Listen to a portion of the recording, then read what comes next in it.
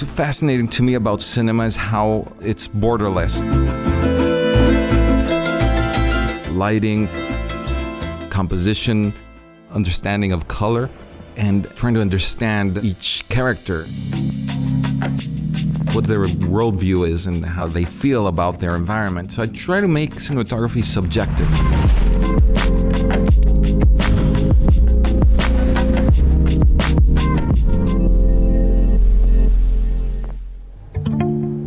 What's a character like? How do I represent that visually?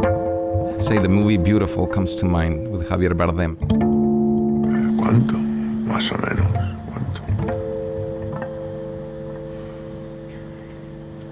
Con algunos tratamientos químicos podemos mantener su calidad de vida, no sé, algunos meses. Every shot, everything in that film was designed to be his point of view, his perspective.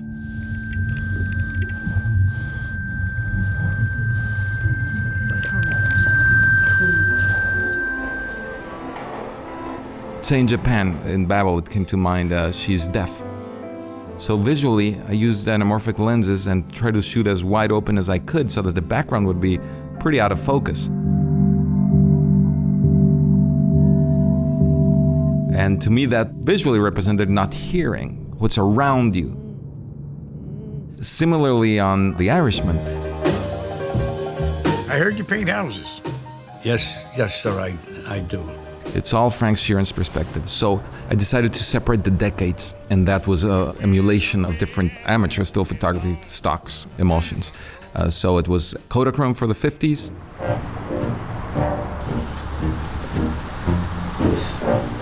What's the problem, kid? Let me see.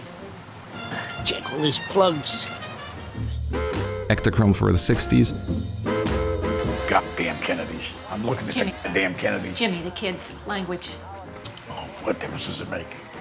I mean, they gotta learn sooner or later. We're going at war with these people. War! And then the 70s and beyond was not so much a memory thing, it was more the present. So I went with an emulation of ENR. So it's a sort of desaturated and more contrasty look.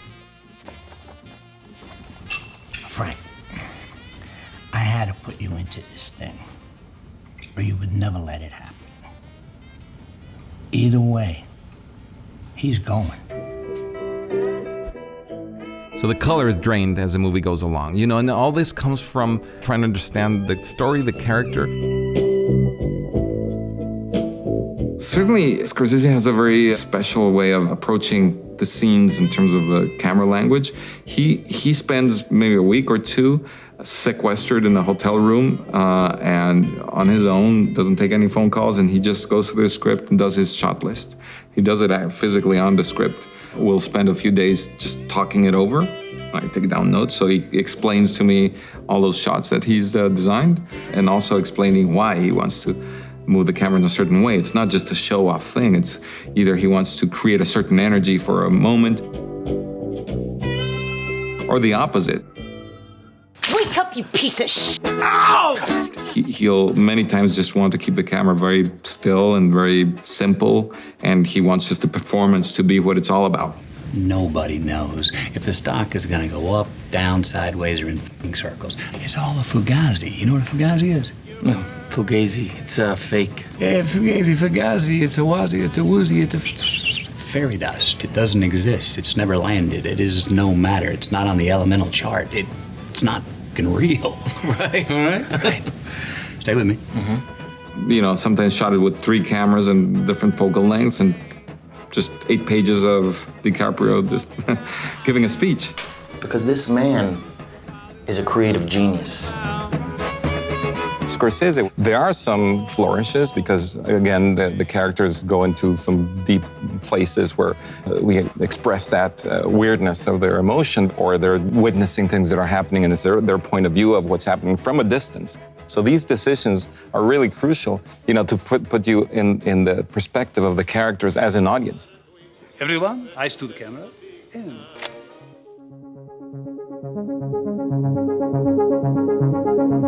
My initial approach typically will be still photography, because because I find that the natural light that photographers capture is something that I find more exciting to emulate than the lighting of other cinematographers.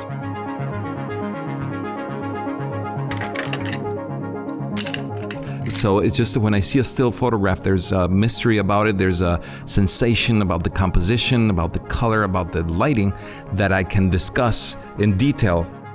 So I put together like a lookbook with all these images and present it to the director.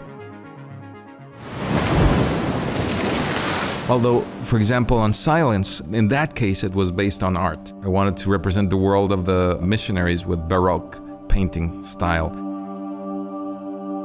So our Lord commanded, and as I prepare to do his work, I see his face before me. But then Japan, I wanted to represent with the style of screens of that era.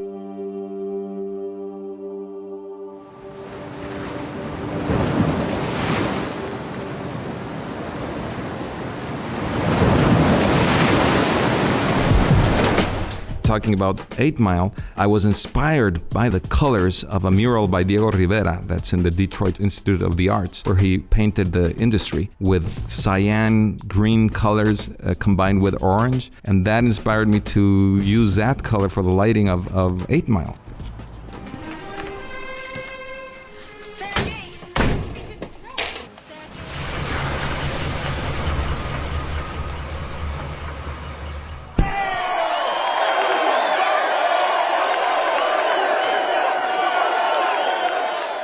So I always enjoy figuring out how to differentiate the different worlds or moods or moments. So I approached Argo a little bit like that, just in terms of the 3 worlds that are portrayed. You know, Iran, of course, the revolution. Then Hollywood and the whole section where it's all about cinema in the 70s. How about the horses of Achilles? No good. It doesn't matter. It's a fake movie. If I'm doing a fake movie, it's going to be a fake hit. And then the CIA. The Iranian section, we shot 35 millimeter, but it was widescreen, so we did 2 perf. Only 2 perforations, you know, kind of like the spaghetti western. So it was pretty grainy and contrasty compared to, say, Hollywood.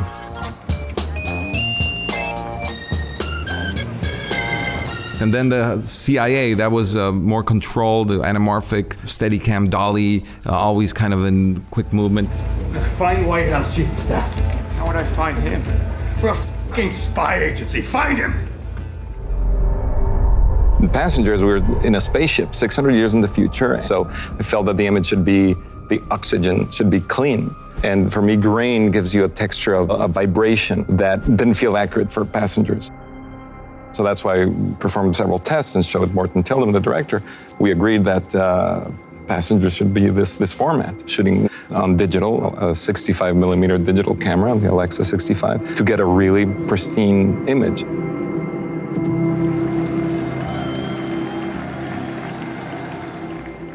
When I see an image, when I'm shooting tests, for me it's all about how it feels. Is this accurate to the movie, the story we're trying to tell?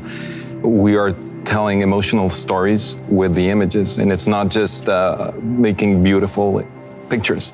And I think that is a big misconception that people think, oh, it's good cinematography because it's beautiful, or and it's not that. We're really trying to express the emotion of the story, and then certainly when I work with a director that is indeed vulnerable and it's a story that's important to him or her, that's what I want to participate in